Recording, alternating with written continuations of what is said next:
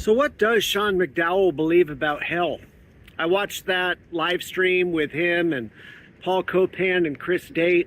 And of course, they're saying that hell is a place where there's definitely no fire and it's not even torment, it's restlessness. And when Paul Copan was making these statements, Sean McDowell was like, yeah, that's great. I love it. I love it.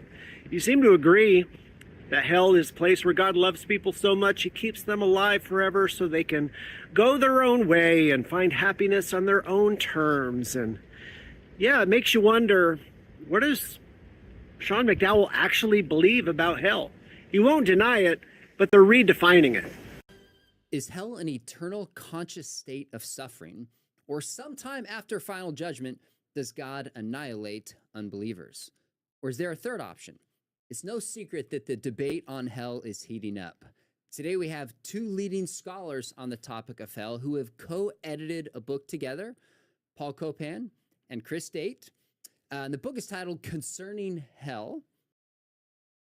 Since you hold what's often called the traditional view, makes sense to start with you. So explain just not your defense yet, but what position you hold. Yeah.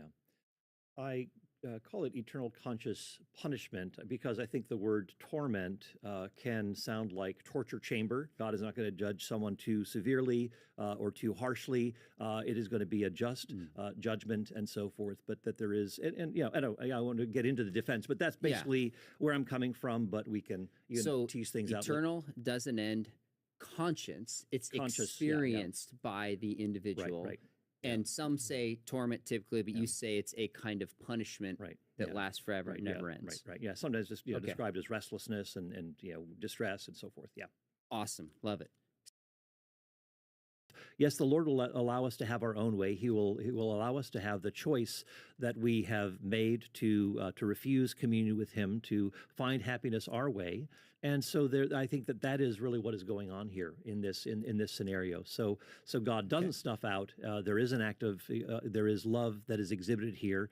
God doesn't desire for any to perish, and so forth. But anyway, so by keeping God has made us beings with choice, by honoring that choice to reject God.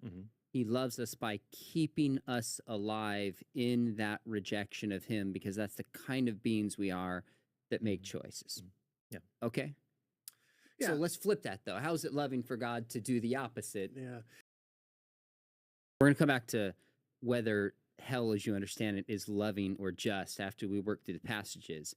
But in this passage, you're saying someone can coexist with flames, whether they're real or judgment. And there's something metaphorical, metaphorical. And God continuing somebody alive is an act of love, even amidst this judgment. Those are a couple of the key things you draw from this passage.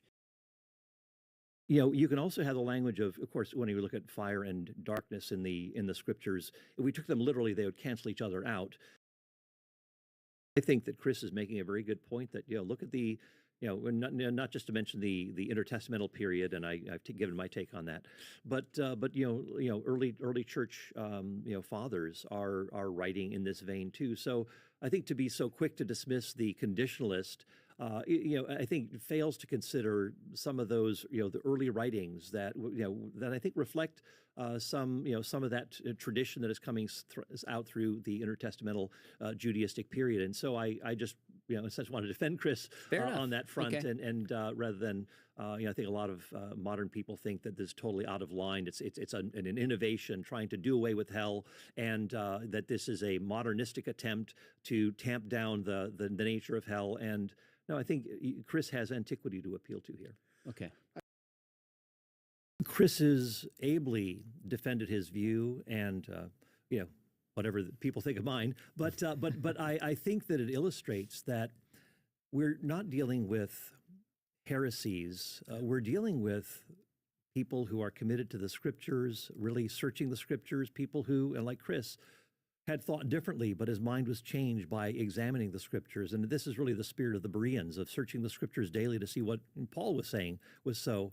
And we all ought to cultivate that same sort of a spirit. So rather than having that knee-jerk reaction, that kind of a negativity, which again has come through, in the conversation with Kirk Cameron, a lot of people just vilifying him and vilifying, Gavin Ortland and me for being part of that conversation. Really? Yeah, just some my kind of goodness. like Are we're you compromising. serious? I'm glad I passed then. That we're kind of that we're engaging with heretics and treating them on an level playing field, and I think this sort of a conversation illustrates that we are about looking at the scriptures and seeing what fits best with how God has revealed Himself in those scriptures, and that we need to understand that tradition, as helpful as that is, as how much it shapes us and so forth, we always ought to be revisiting the scriptures and saying, is this, I've been holding this, is that actually true? And so I think this conversation hopefully illustrates the importance of going back, not having those knee-jerk reactions, but engaging in theological hospitality, in searching the scriptures together. Love it. This has been eye-opening.